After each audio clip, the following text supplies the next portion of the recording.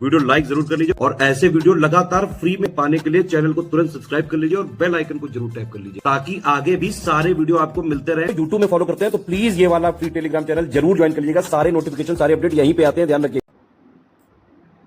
Hello friends, exam preparation के YouTube channel पर मैं प्रियंका एक बार फिर से आप सभी का बहुत बहुत स्वागत करती हूं।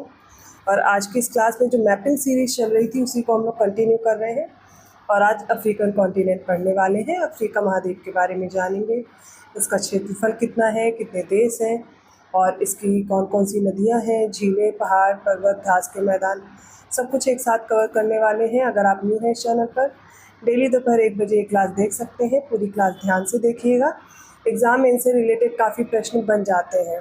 अगर आप इसके साथ साथ इनकी पीडीएफ प्राप्त करना चाहते हैं, अदर कोर्स में इंटरेस्टेड है, क्योंकि अभी देखिए यूपीपीसीएस प्रीलिम्स एग्ज़ाम की डेट बढ़ गई है, आरओ का भी एग्ज़ाम भी, तो ज़रूरी है आपकी प्रिपरेशन और बेहतर हो जिससे आप सिलेक्शन ले सकें। इसके लिए आप ज़्यादा से ज़्यादा अपना कंटेंट प्रिपेयर कीजिए और उसके साथ ही टेस्ट सीरीज़ ज़रूर सॉल्व करते रहिए। आप इसके लिए पेड क्विज ज्वाइन कर सकते हैं या फिर अलग से मॉक टेस्ट भी सॉल्व कर सकते हैं।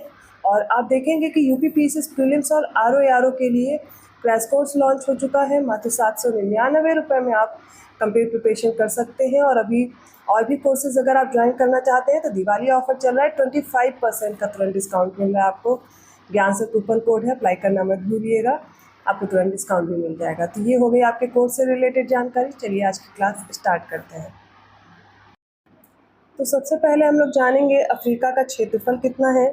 तो ये 30.3 मिलियन किलोमीटर स्क्वायर पृथ्वी के कुल सतह क्षेत्र का 6% है और इसके भूमि क्षेत्र का 20% है। क्षेत्रफल के हिसाब से अल्जीरिया जो है ये अफ्रीका का सबसे बड़ा देश है और अधिकांश महाद्वीप इसके जो देश है उत्तरी गोलार्ध में अवस्थित है। देश की बात करें तो कुल 54 देश हैं यहाँ पर। सबसे बड़े देशों में अल्जीरिया है, कॉन्गो लोकतांत्रिक गणराज्य है, सूडान है, लीबिया है और चैड है। सबसे छोटे देशों में बात की जाए तो सेशल्स आ जाएगा, साओ टोम और प्रिंसिपे आ जाएगा, मॉरिशस, कोमोरस और केप वर्डे।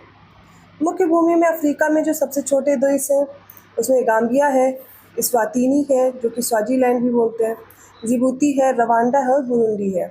ये सारे छोटे देश हैं। जनसंख्या की बात की जाए तो यहाँ पर 1.3 अरब 1.3 अरब जनसंख्या निवास करती है।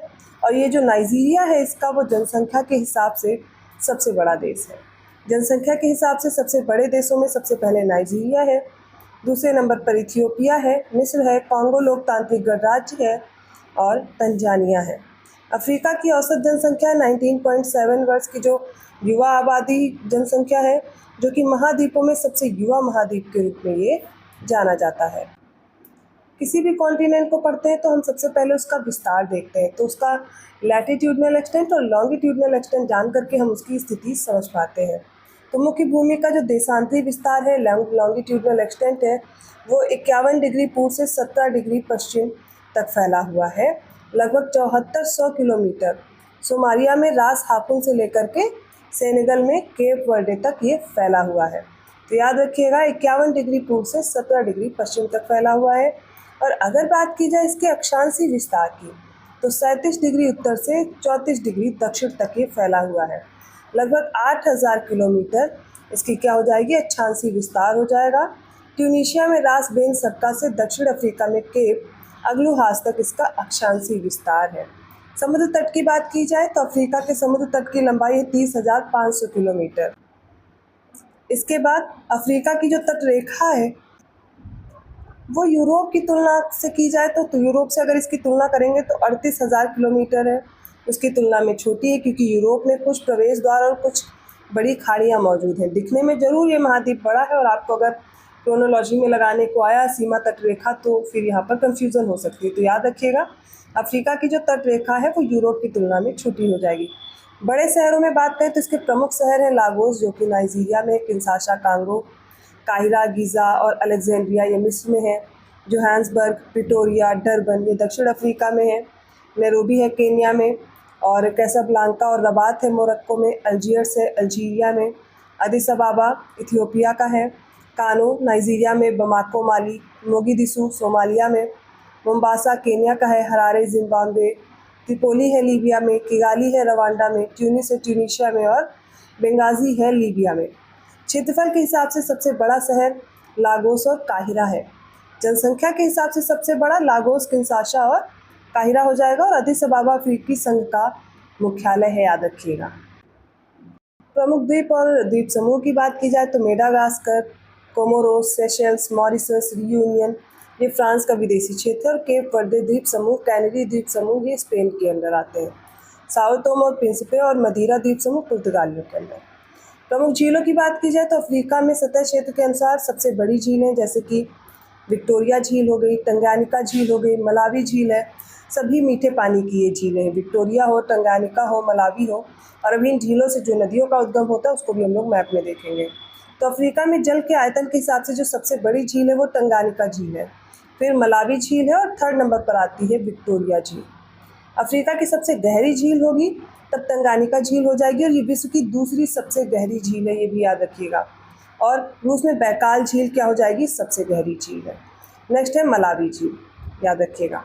सबसे ऊंचे पर्वत माउंट किलिमंजारो है और माउंट केन्या है। इनकी हाइट कितनी है तो माउंट किलिमंजारो की है 5895 मीटर, माउंट केन्या 5199 मीटर ये ऊंचाई रखता है। सबसे लंबी नदी है नील नदी, ठीक है, और इसकी जो लंबाई है वो 6853 किलोमीटर है।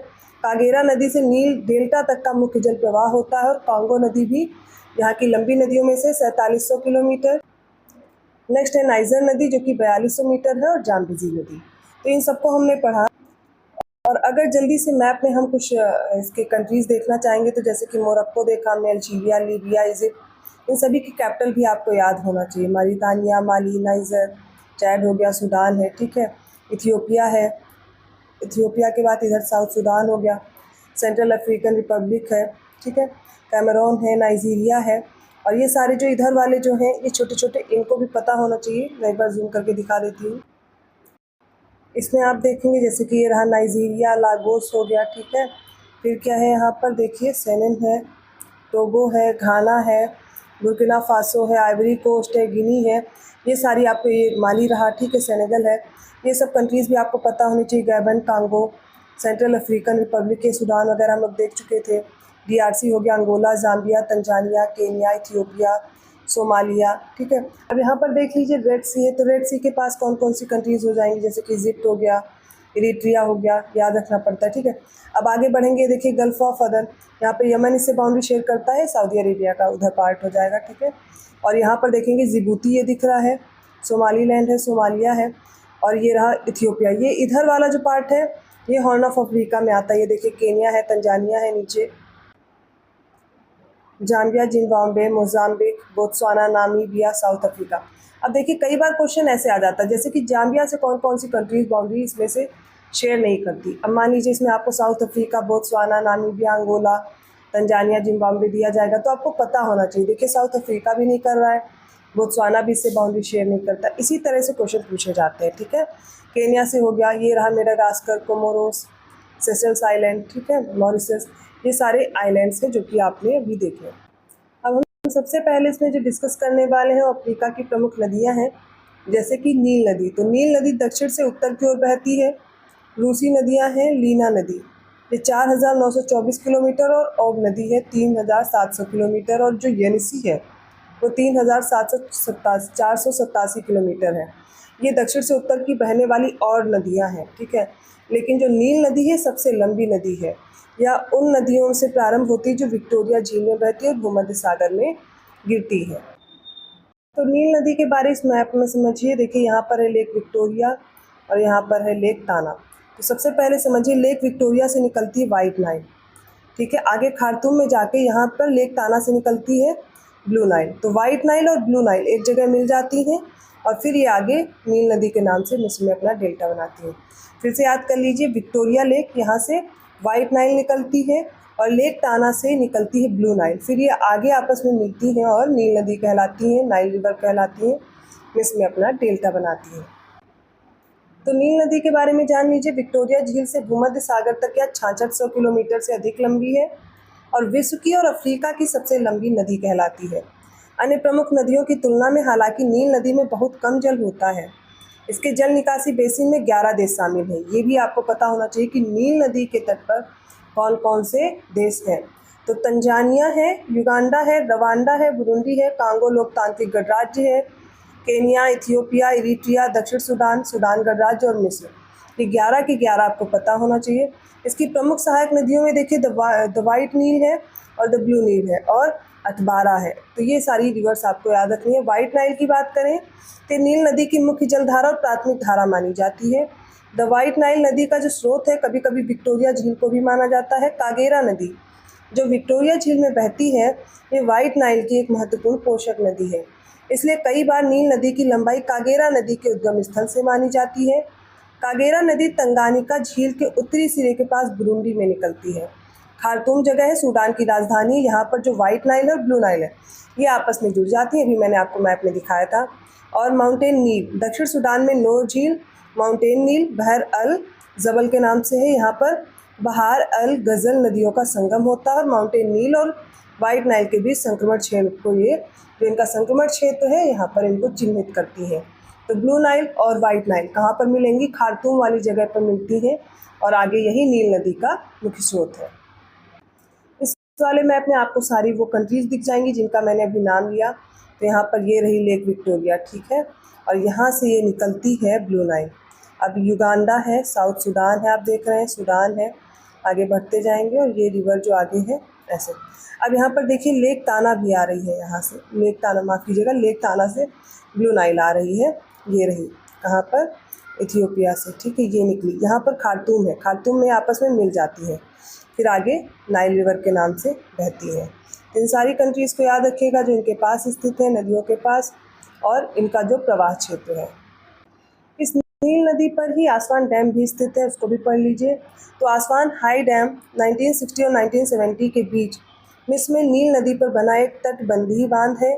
नासिर झील आसवान बांध के निर्माण से बनी मानव निर्मित झील है। देखिए जब कहीं भी बांध का निर्माण होता है तो उसके पीछे बहुत सारा पानी इकट्ठा हो जाता है जिसकी वजह से झील का निर्माण होता है। उसी को आर्टिफिशियल लेक या मानव निर्मित झील बोलते हैं। तो आसवान बांध के बनने की वजह से यहाँ पर जो सबसे बड़ी झील का निर्माण हुआ है उसका नाम है नासिर झील। आसवान बांध को बाढ़ के बेहतर नियंत्रण के लिए विकसित किया गया है। सिंचाई और पनबिजली के लिए यह अधिक पानी उपलब्ध कराता है। बात करते हैं ब्लू नील की। तो ब्लू नील नील नदी की महत्वपूर्ण सहायक नदी है। हालांकि यह वाइट नाइल से छोटी है परंतु मिस्र तक पहुंचने वाले पानी का लगभग जो 60% पानी है वो ब्लू नील से ही निकलता है। द वाइट नील नासिर झील में प्रवेश करने वाली कुल मात्रा का केवल 15% आपूर्ति करती है और ब्लू नील इथियोपियन हाईलैंड में ताना झील से निकलती है। नदी सूडान से होते हुए खार्तूम में वाइट नाइल से इसमें मिलेगी और इसी में शामिल हो जाती है। नेक्स्ट है ग्रैंड इथियोपियाई रेनेसेंस बांध। ये अफ्रीका का जो सबसे बड़ा जल विद्युत बांध है वो है।